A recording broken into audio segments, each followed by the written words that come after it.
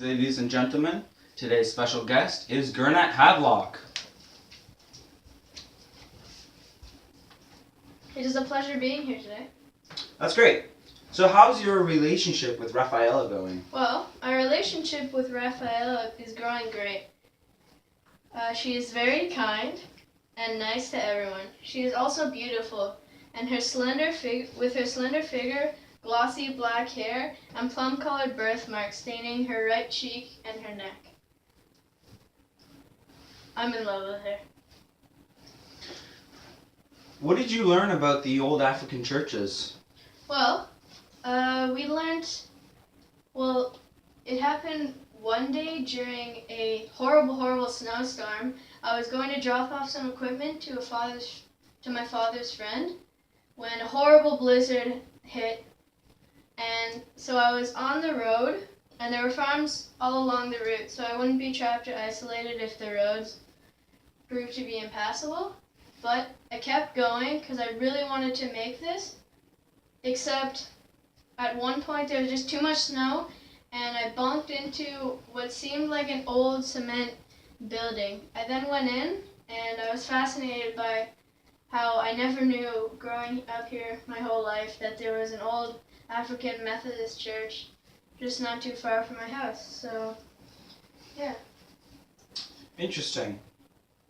So who is the ghost haunting the woods behind the trailer parks? Well, the ghost haunting the woods behind the trailer park is actually from that church. She and her husband, Jubal, were the first to take up land near the church where the church came to be built. She haunts the woods behind because all she really wants is to be with her dead husband, who passed away from illness. But she's haunting the woods, and she is haunted by a pair of very mean men who stoned her to death because of the fact that she was practicing old religion. Interesting. So how is your mother? And what was she doing in such a dangerous place so far away? Well, my mother is a reporter, so she was off far away trying to get some good data to create a great report for her newspaper company. But I remember one day my dad telling me she's on her way home, she's been hurt, and my heart just sank.